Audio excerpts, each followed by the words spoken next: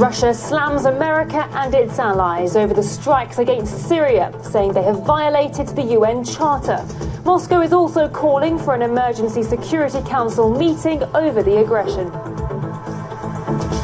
President Trump ordered the strikes in response to an alleged chemical attack last week. The allies struck just hours before experts from the International Chemical Weapons Watchdog were due to arrive at the scene of the poison attack.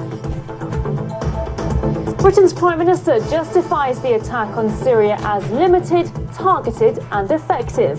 The leader of the UK opposition party denounces the operation, saying the bombing wouldn't save lives.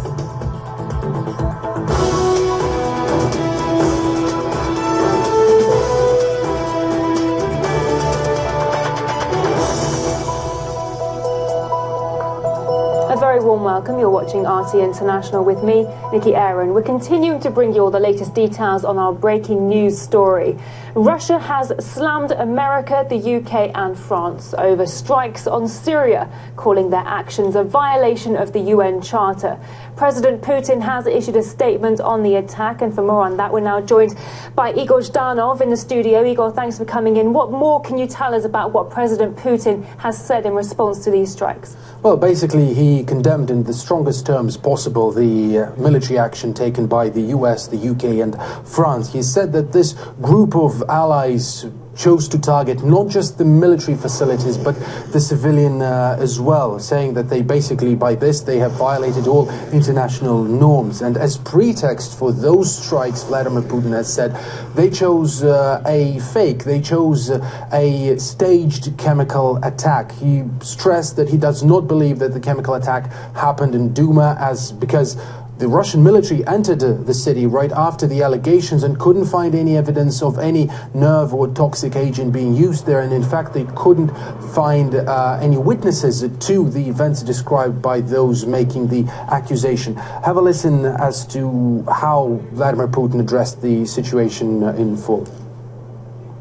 The Organization for the Prohibition of Chemical Weapons has deployed its specialists on a fact-finding mission. But a group of Western countries cynically ignored this. Launching a military attack without waiting for the results of the investigation, Russia emphatically condemns this attack on Syria, where Russian servicemen are helping the legitimate government fight terrorists. With its actions, the United States only exacerbates the humanitarian disaster in Syria, bringing suffering to civilians, essentially abetting terrorists who have been tormenting the Syrian people for 7 years, and provoking a new wave of refugees from this country and the region in general. The Russian president also touched upon the OPCW investigation in that statement. There are fears that this latest military action could interfere with the watchdog's probe, isn't there? Tell us more. Well, yes, indeed, because these strikes were launched literally hours before the official OPCW, a UN-backed chemical body, investigation was supposed to kick off on site in Damascus. And so now the biggest question is how, if in any way, of course, these strikes affected the investigation on the ground, because were the facilities that the investigators intended to search, to look into, were they bombed? Have they been damaged? Have they been completely destroyed? Or has the investigation been, or has the strikes, maybe the strikes did not hamper the investigation at all? So this is the big question that lies in front of the international community right now. And we have reached out to the OPCW, haven't we, for a comment on whether these strikes will inhibit or affect their investigation in any way. When we do hear from them, we will be bringing our viewers that latest information. All eyes are, of course, on Moscow for a response to these strikes now. What else is coming out of Russia? Well, the Russian Foreign Ministry has reacted as well.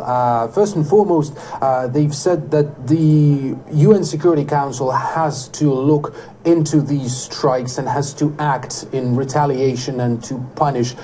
Basically, that you said the Russian Foreign Ministry has said that the US, the UK and France should be brought to justice over what Russia views as an attack which violated international norms. Russia is going to submit to the UN Security Council all facts and data regarding these strikes, the ones that Russia has, and in fact an emergency Security Council Council meeting called by Russia is expected very shortly later on Saturday. Simultaneously, the Foreign Ministry warned that those attacks that come without a sanction from the UNSC de facto, they are diluting the role of the Council, the international role of the Council, and this is they've called it a dangerous tendency. So also the Foreign Ministry touched upon something that France has said. France has said that apparently Paris has intelligence information that since 2013 Syria have been working on its secret chemical weapons program. This is something that is going in contrast with what the OPCW had said before, because the OPCW in 2016, they vouched that the Syrian government got rid of all of its toxic stockpiles. That was something that Russia oversaw and the OPCW had full control of. And so the Russian Foreign Ministry has said that if France had this information since 2013, as they claim, then why bring it now? Why only bring it up now and stay silent for so many years? Igor Zhanov, thank you for those details. And do stay tuned throughout the day with RT International. We'll be bringing you all the latest from that emergency session of the UN Security Council, so stay with us. In the meantime, American, British and French forces pounded Syria with missile and airstrikes in the early hours of Saturday morning. That's our breaking news story today. President Trump announced the military action in a TV address. As he spoke, explosions rocked the capital, Damascus. It comes in response to an alleged chemical attack in the Syrian town of Douma a week ago. Caleb Morgan reports. Well, we heard an announcement from U.S. President Donald Trump about the pending strike against the Syrian government in coordination with the UK and France. Now, he used the phrase strong deterrent to describe his motivation, said he wanted to deter the Syrian government from carrying out future chemical attacks. He called out Iran and Russia, saying what kind of nation would want to be aligned with a mass murderer. And from there, he used some rather inflammatory language. It's kind of almost trademark language of U.S. President Donald Trump. Very terrible regime. These are not the actions of a man. They are crimes of a monster instead. So today, the nations of Britain, France, and the United States of America have marshaled their righteous power against barbarism and brutality. Now, after that, we got a military update. We heard from General Joseph Dunford as well as U.S. Secretary of Defense James Mattis. They spoke to the U.S. media and to the world, basically giving the lowdown on what had happened. Now, at that point, the striking had already stopped. They said it was 50 minutes of sustained airstrikes against the Syrian government. Furthermore, it's important to note that when James Mattis was speaking, not only after the attacks, but also earlier in the week, he wasn't willing to go into detail about the attack and was rather vague about the kind of information that he actually had. I am confident the Syrian regime conducted a chemical attack on innocent people. Yeah, we're very confident that chlorine was used. We are not ruling out sarin right now. We have the intelligence level of confidence that we needed to conduct the attack.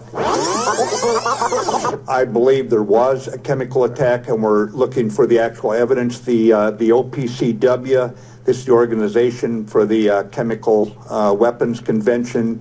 We're trying to get those inspectors in. If we get them in, we will not know who did it. They can only say that they found evidence or did not. Broader in the international community, there is simply not consensus about what actually happened in the Syrian town of Douma.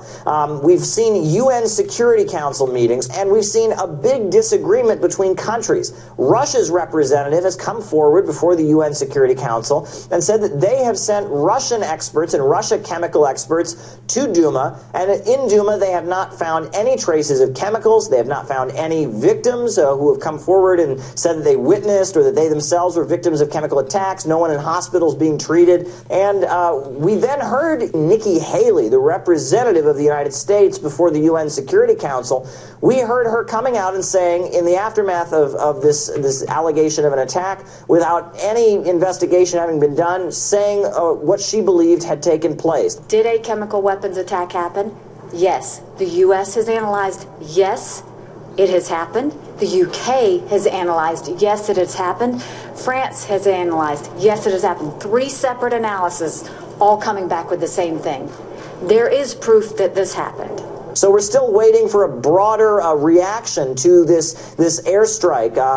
People are waiting to see what will happen next. I know people were anticipating this strike because of Donald Trump's tweets telling Russia to get ready for the missiles, insulting the Syrian president with certain language. As of now, we understood that there was 50 minutes of airstrikes against the Syrian Arab Republic by the United States. We're waiting to see what the next move is and what will happen next in the international community.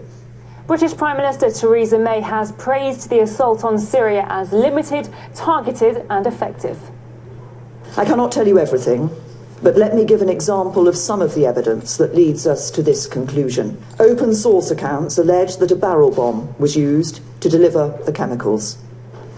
Multiple open source reports claim that a regime helicopter was observed above the city of Douma on the evening of the 7th of April.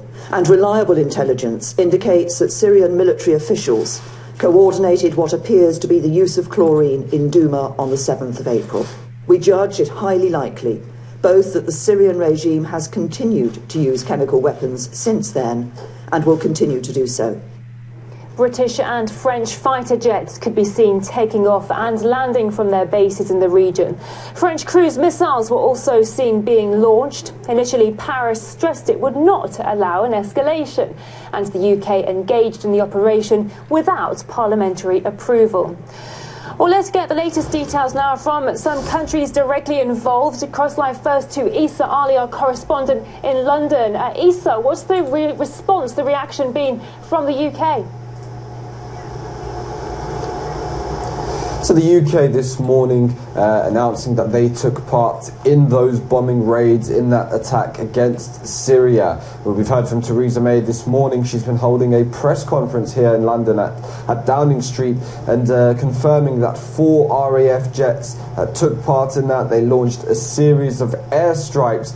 How successful those airstrikes have been remain to be seen. We're seeing reports from the Russian Foreign Ministry that the vast majority of those airstrikes were shot down.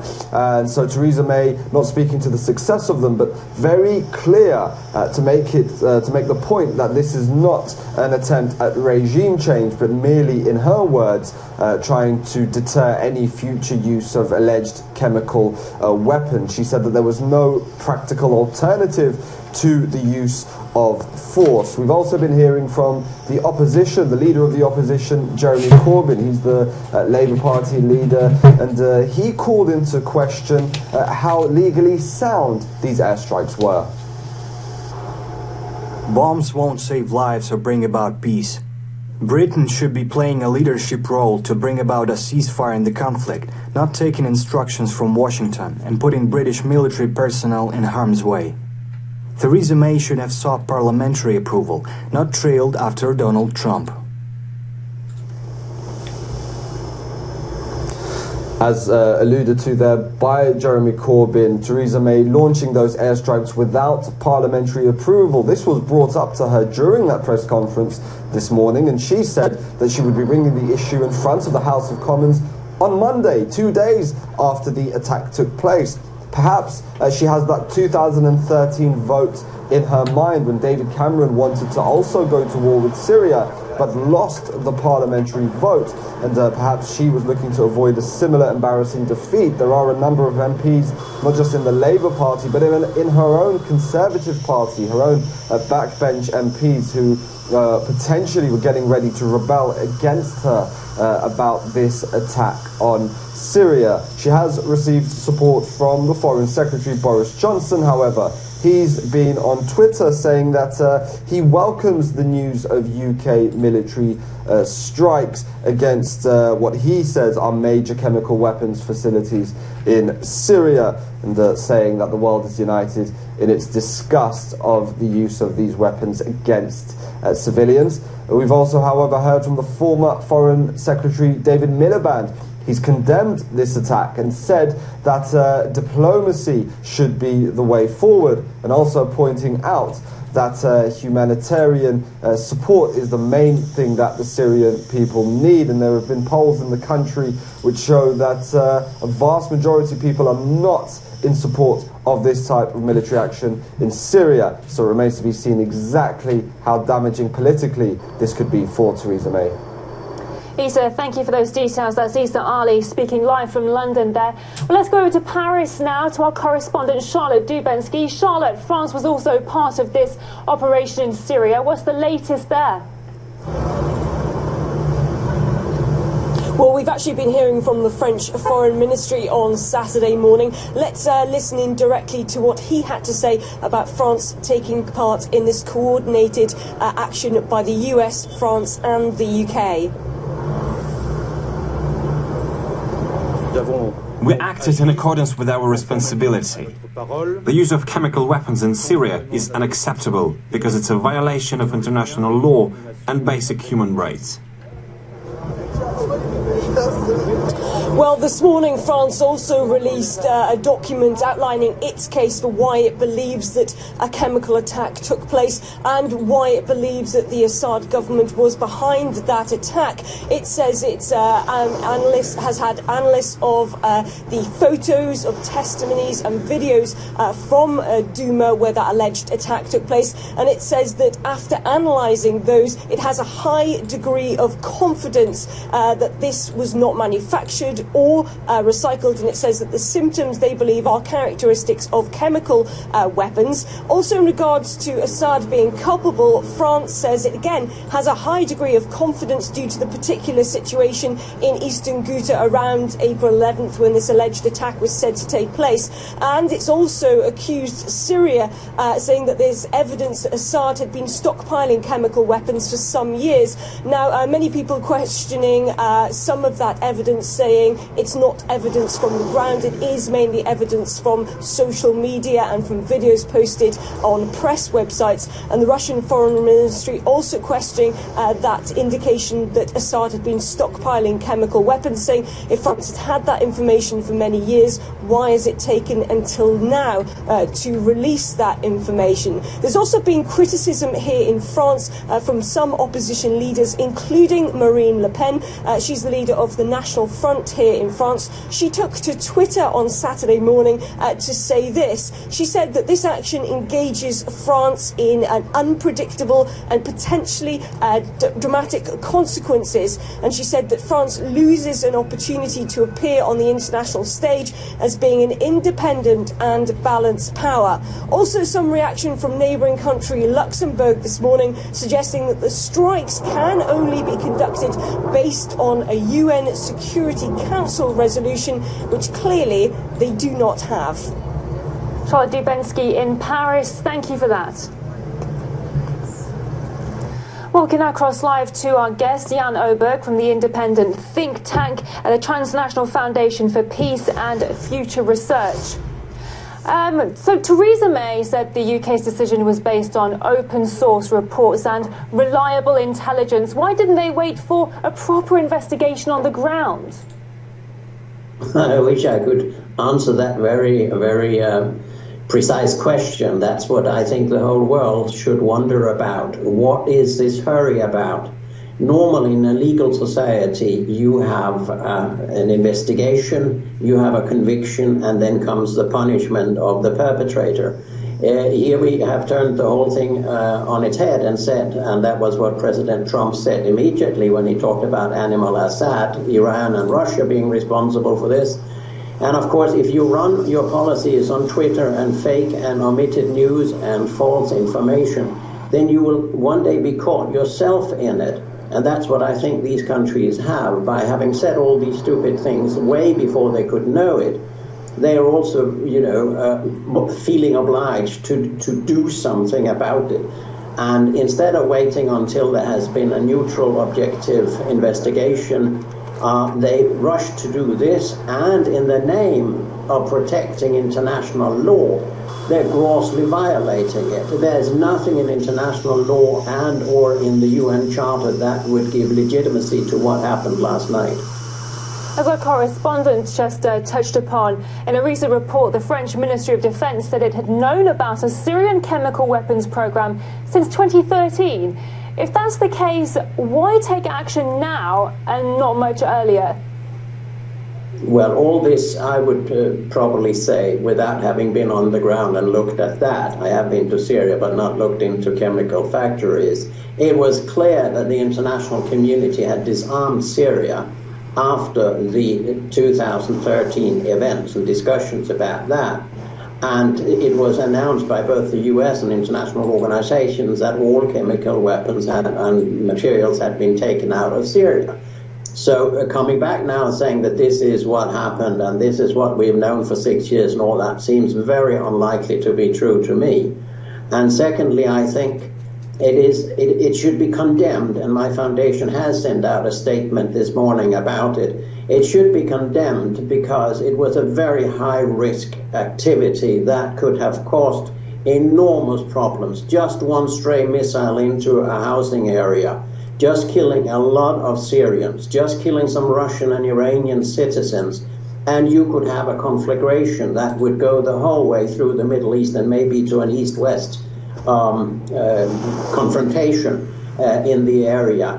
I mean, I think it's irresponsible policies, and I think the world should express its sympathy with international law and the suffering of the people in Syria, but condemn that this is the way international law is upheld without a single UN mandate or anything else that would be necessary to call this a legal and legitimate operation. It is not. And it was a high-risk thing. And third, and that is, of course, my approach to the whole thing as a peace researcher, this has brought the possibility of making peace and reconciliation and normalization in Syria much more difficult than it already was. I'm appalled by the lack of peace knowledge, of conflict resolution knowledge, and those who are illiterate when it comes to understanding conflicts, they go to violence. If we are intelligently approaching what is the problem, let's try to solve it, then the last resort shall be military.